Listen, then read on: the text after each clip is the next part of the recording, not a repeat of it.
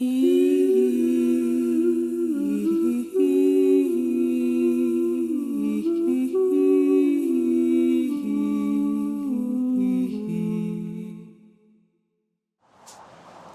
and welcome to Our Waking Dream. I am your host, Coco Swanson, spiritual strategist, mentor, consultant, and lifelong seeker. This is a show made for sensitive seekers, deep feelers, highly sensitive, perhaps neurodivergent people who are dealing with overwhelm, anxiety, sadness, confusion in face of the collective injustice, chaos, and crumbling of old systems. Welcome. I'm really happy to be here with you. This is a long time in the works. I bring 3 decades of immersion in the practice, the study, and the teaching, and the exemplification of esoteric and healing arts.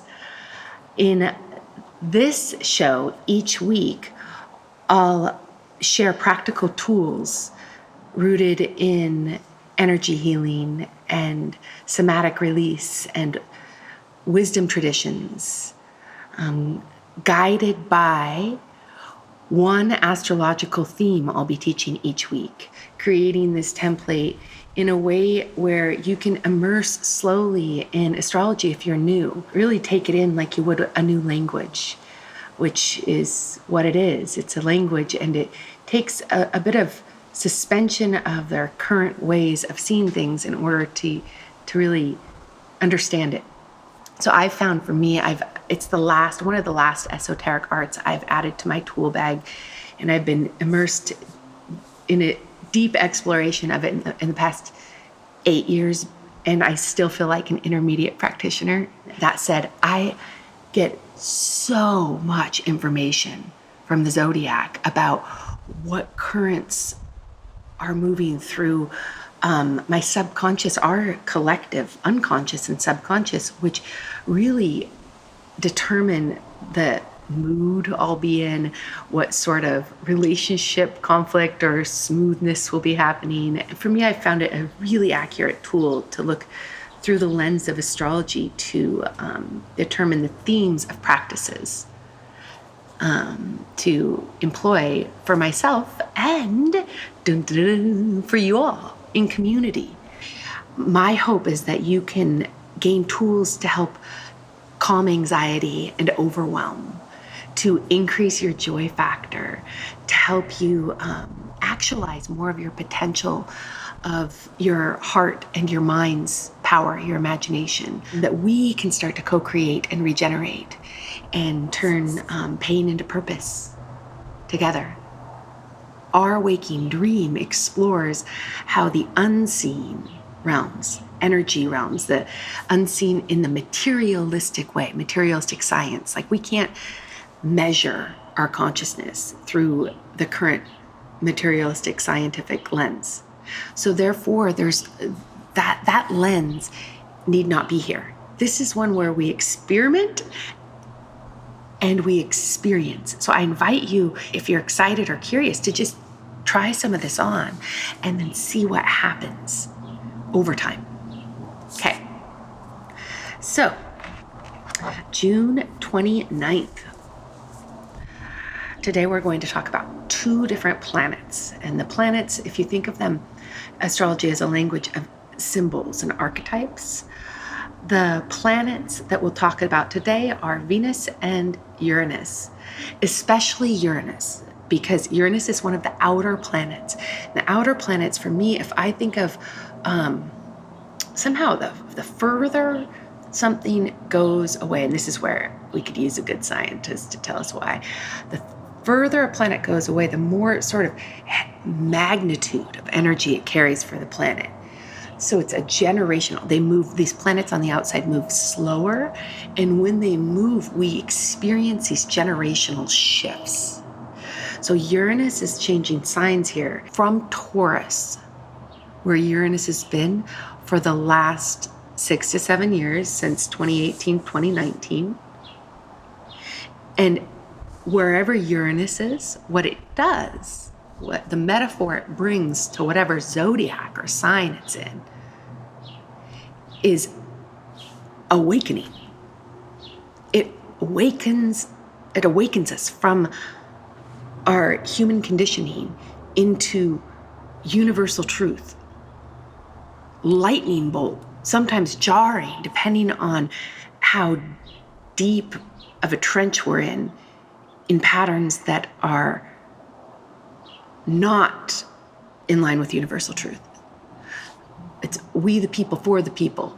It's how would what I'm doing now be if we replicated it everywhere? So it's really looking at the functionality and sustainability of whatever it illuminates. Again, this is my interpretation of astrology. Every astrologer you'll talk to will have like a different interpretation, which is part of the beauty. It's coming through my lens. So it awakens. It's been awakening Taurus, wherever Taurus is in your chart. And that's a part that I can't talk about as much here because I can't see your natal chart. And it's really important. That's why we study our own chart with somebody or an app that's reliable. So it's been illuminating since 2018, 2019, all things Taurus. A little smirk on my face because I am a Taurus. I love Taurian things. This is about security, resources, sensuality, beauty, values, reveling in the amazingness of being embodied, having a body, having a garden. Tauruses love a good garden, or delicious food, or clean water, or delicious chocolate, sensuality, sexuality. It's we revel in having a body, being embodied. So for 6 or 7 years, we've faced disruption. Uranus is it disrupts things that aren't working, right? It's awakening innovation around home. Think about this, like how many people started working from home? Resources. How are we using our time and energy? We're looking at that a lot now. Food, where's our food coming from? So think of the rise of organic gardening, slow food, farmers markets, slowing down, savoring the simplicity of being alive. Venus and Uranus are meeting in what's called a conjunction when they meet in the sky, and that exaggerates both planets and their attributes. So Venus is all about what we love and what we value, how we're loved, how we're valued. It's also it's sensuality, sexuality, money, time, resources. So when it comes to conjunct Uranus, it's a time for us to allow awakening, allow a lightning bolt awakening to that which we value, how we are in our bodies, in our sensuality, with money, with time, with our stewardship to the land and to each other. An awakening to our values this week as they conjunct on July 4th. And then they both will be entering Gemini, moving at different paces because Venus moves a lot faster. So the practices, any practice that I teach, I suggest having like a buddy system, either another sensitive soul that you share this with, and that you check in together, because as we start to land, the soma, the body releases and old emotions release. And also a tree.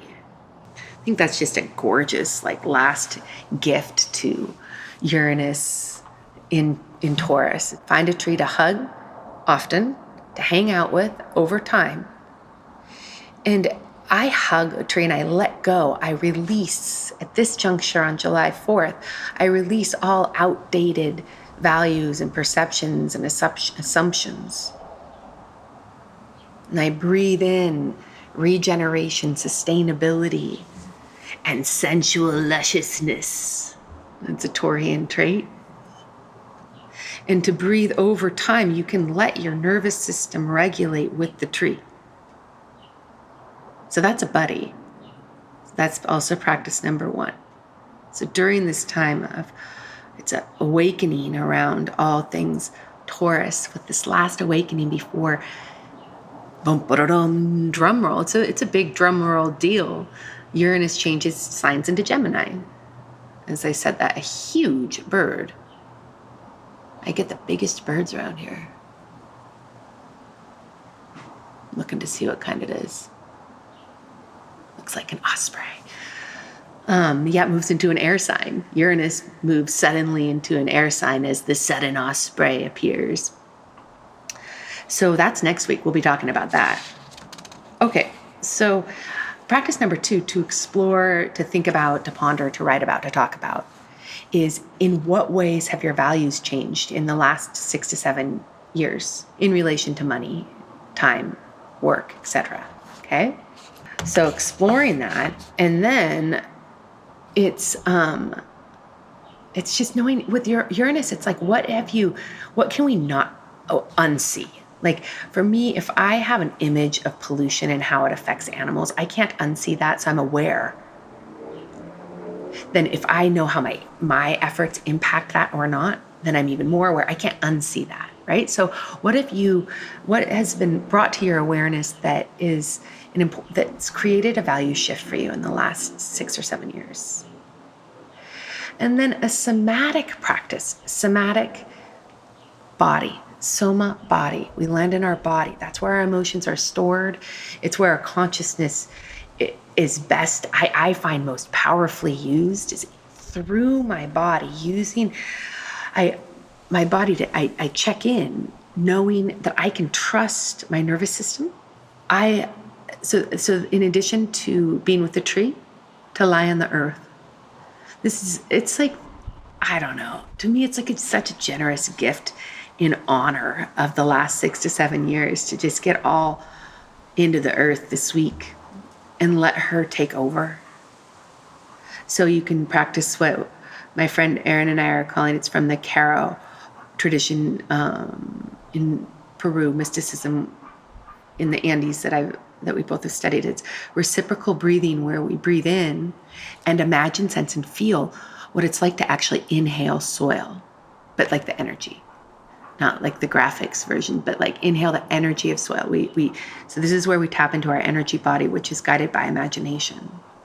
What's it like to exhale? I release all outdated beliefs, perceptions, assumptions. What's it like to inhale? Trees and wind. What's it like to exhale? I let go. I release all outdated beliefs, values, perceptions. So this inhaling what is, the energy of what is right now, and exhaling everything outdated through intention.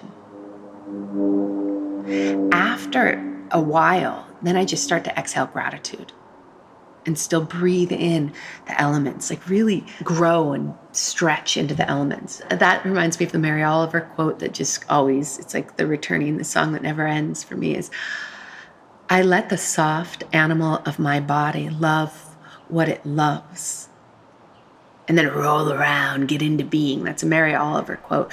Very Taurus. So mantras, things I say like that, I find they increase in power substantially. Like we're talking like quantum leap level when I feel it based on feeling. So I let the soft animal of my body love what it loves as I'm laying on the earth. Feeling, imagining, sensing what it feels like to breathe in clouds, to breathe in tree, to exhale gratitude, to exhale old beliefs, to exhale my wishes. That brings me to the final practice. I am open to awakening and illuminating within my values. I am open to awakening. What and who do I love? And to daydream, to talk, to write, to muse about what you value now. To use active, embodied imagination as if it's true now. What happens if we start to press in to our dreams as if the key to unlock them is the embodiment of them. As you roll around on the earth or hug a tree or talk to a friend or write in your journal. Yay, I am open to give and receive and give and receive and give and receive.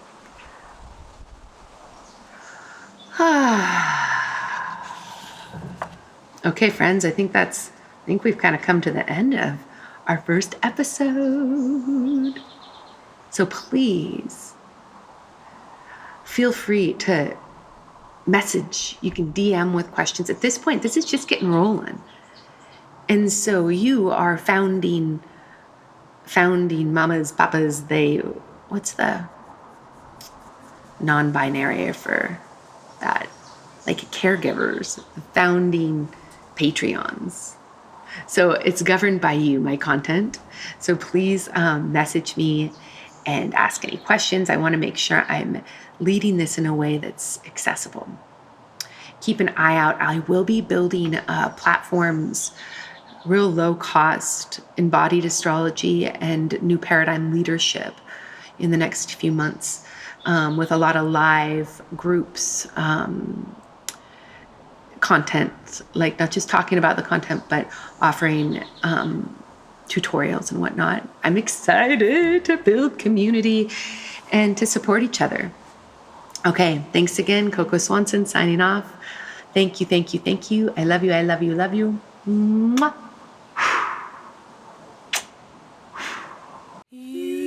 Thank you for being a part of our community here at Our Waking Dream. Please make sure to like, subscribe, and share. Fill my cup and let it overflow. Let it overflow with love.